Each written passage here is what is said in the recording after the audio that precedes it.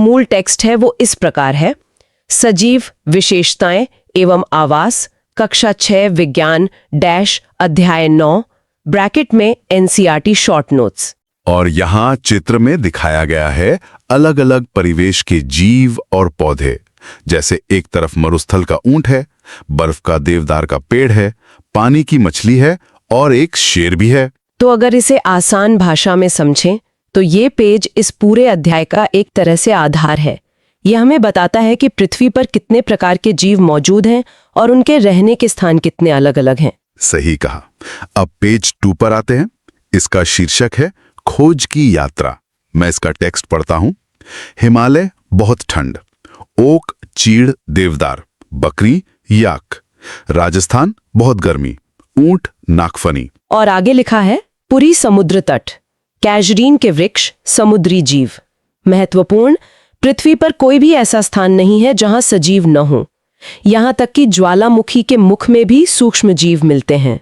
और यहाँ चित्र में दिखाया गया है एक रास्ता जिस पर अलग अलग जलवायु और उनके जीव दर्शाए गए हैं, जैसे ठंडे इलाके का याक है, गर्मी का ऊंट है और समुद्री केकड़े हैं। इसे अगर हम बच्चों की तरह समझें तो प्रकृति में सचमुच कितनी विविधता है। ये हैरान करने वाली बात है कि ठंडे पहाड़ों से लेकर गर्म रेगिस्तान तक जीवन है और ज्वालामुखी जैसे चरम स्थानों पर भी जीवन का पाया जाना अपने आप में एक चमत्कार है। बिल्कुल। अब पेज 3 की तरफ बढ़ते हैं। हेडिंग है आवास और अनुकूलन। मूल टेक्स्ट कुछ इस तरह है। आवास किसी सजीव का वह परिवेश जिसमें वह रहता है या उसे भोजन, वायु, शरण स्थल और अन्य आवश्यकताएं प्रदान करता है। और आगे है अनुकूलन, जिन विशिष्ट संरचनाओं या स्वभाव की उपस्थिति किसी पौधे या जंतु को उसके परिवेश में रहने के योग्य बनाती है।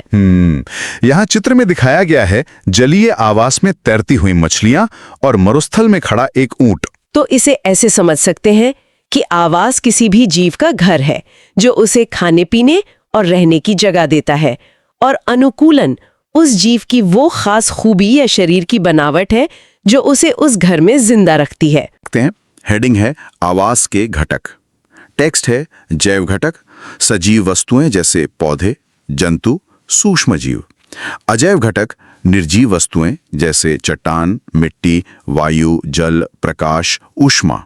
इसी में आगे एक महत्वपूर्ण बिंदु है। महत्वपूर्ण, बीज के अंकुरण के लिए अजैव घटक जैसे वायु, जल, ऊष्मा और प्रकाश अत्यंत आवश्यक है। और यहाँ चित्र में दिखाया गया है कैसे एक बीज मिट्टी, पानी और प्रकाश की मदद से धीरे धीरे एक पौधे में बदल रहा है। तो इसका मतलब ये हुआ कि जीवित और निर्जीव चीजें मिलकर एक आवास बनाती हैं, और सबसे दिलचस्प बात यह है कि निर्जीव चीजें जीवन की शुरुआत के लिए यानी बीज के अंकुरण के लिए कितनी जरूरी हैं।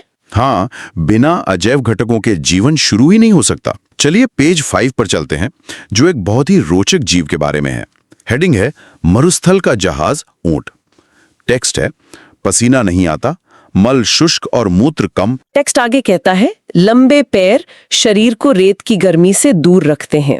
जल संरक्षण, यह शरीर से बहुत कम पानी खोता है, इसलिए कई दिनों तक बिना पानी के रह सकता है। और यहाँ चित्र में दिखाया गया है एक ऊंट जिसके लंबे पैर और शारीरिक विशेषताएं स्पष्ट रूप से चिन्हित हैं। तो अगर हम इसे समझें तो ऊंट का शरीर रेगिस्तान की भीषण गर्मी और पानी की कमी से निपटने के लिए बिल्कुल सटीक तरीके से डिजाइन किया गया है।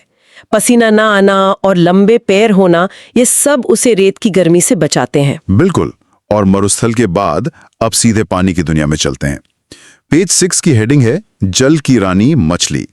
मूल टेक्स्ट है धारा रेखीय शरीर, तैरने में आसान, गिल या क्लोम, पानी में घुली ऑक्सीजन से सांस लेना। और इसके आगे लिखा है शल्क, सुरक्षा प्रदान करते हैं, पंख और पूंछ दिशा बदलने और संतुलन के लिए। यहाँ चित्र में दिखाया गया है एक मछली और उसके शरीर के अलग अलग हिस्से जो उसे पानी में रहने योग्य बनाते हैं। तो जैसे नाव का आकार आगे पीछे से नुकीला होता है, वैसे ही मछली का धारा रेखीय आकार उसे पानी को चीरते हुए आसानी से तैरने में मदद करता है। गिल्स सांस लेने के लिए है और पंख दिशा बदलने के लिए। सही। अब पेज 7 पर एक बहुत ही तार्किक सवाल आता है। हेडिंग है स्थलीय आवास, मरुस्थल, छोटे जानवर। टेक्स्ट है चूहे और सांप, इनके पास ऊंट की तरह लंबे पैर नहीं होते। आगे लिखा है दिन की तेज गर्मी से बचने के लिए ये जमीन के अंदर गहरे बिलों में रहते हैं। ये केवल रात में बाहर आते हैं जब ठंडक होती है। और यहाँ चित्र में दिखाया गया है कैसे दिन की तेज धूप में चूहे और सांप जमीन के नीचे गहरे बिलों में सुरक्षित बैठे हैं। तो देखिए, जब शरीर में ऊंट जैसा अनुकूलन न हो, यानी लंबे पैर न हो, तो ये जीव अपने व्यवहार में बदलाव ले आते हैं। दिन में छिपकर रहना और रात में बाहर निकलना, यही इनकी जिंदा रहने की तरकीब है। हाँ, व्यवहार भी अनुकूलन का ही हिस्सा है। अब जानवरों के बाद पौधों की बात करते हैं। पेज 8 पर हेडिंग है मरुस्थलीय पौधे, नागफनी। टेक्स्ट में लिखा है पत्तियां वाष्पोत्सर्जन कम करने के लिए कांटों में बदल जाती हैं। तने, प्रकाश संश्लेषण तने द्वारा होता है। तना मोटी मोम की परत से ढका होता है। जड़ें पानी सोखने के लिए मिट्टी में गहराई तक जाती है।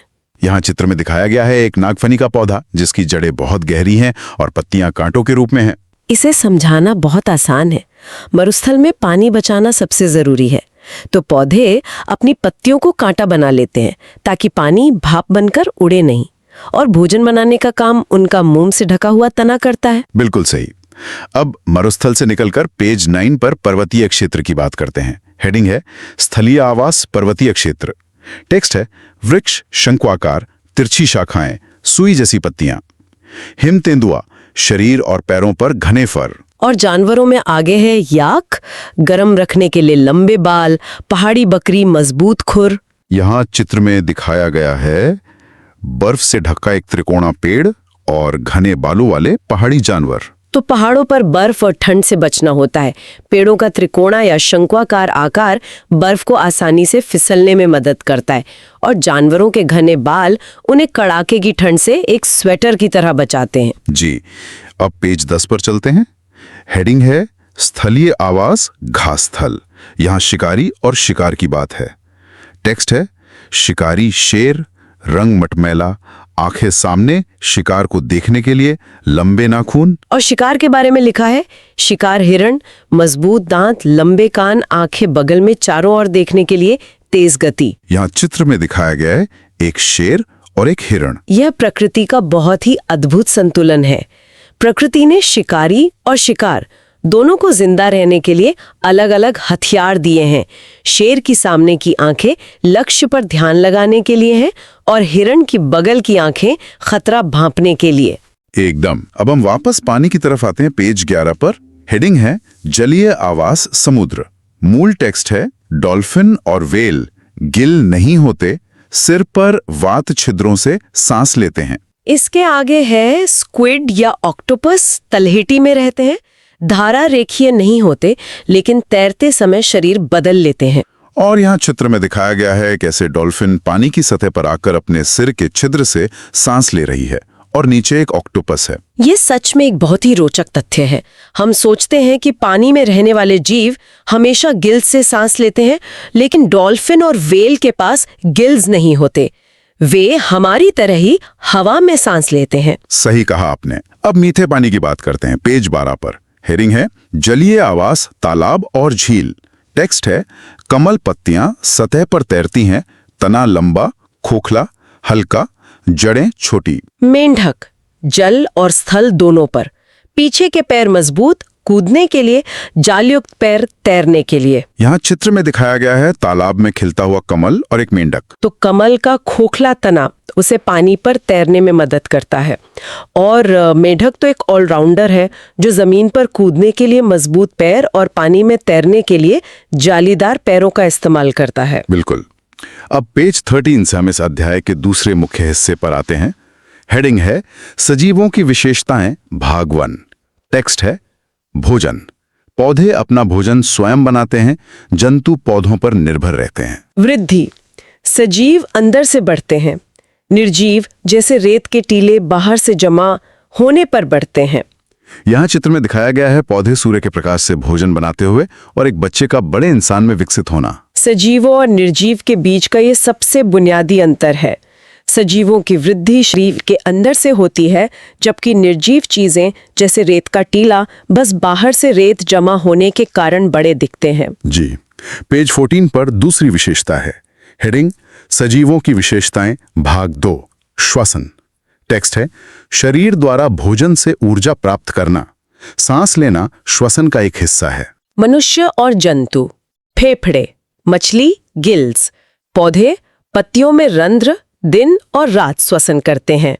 यहाँ चित्र में दिखाया गया है फेफड़े, मछली के गिल्स और पत्तियों के रंध्र, जिन्हें अंग्रेजी में स्टोमेटा कहते हैं। यहाँ ये स्पष्ट करना जरूरी है कि सांस लेना और श्वसन दोनों अलग अलग है। श्वसन वह असली प्रक्रिया है जिससे भोजन से ऊर्जा बनती है, और सबसे बड़ी बात, पौधों में भी ये प्रक्रिया दिन और रात 24 घंटे चलती है। बहुत सही। पेज 15 पर तीसरी विशेषता है, हेडिंग है सजीवों की विशेषताएं भाग 3 उद्दीपन के प्रति अनुक्रिया। टेक्स्ट पढ़ता हूं। उद्दीपन परिवेश में परिवर्तन जिनके प्रति हम अनुक्रिया करते हैं।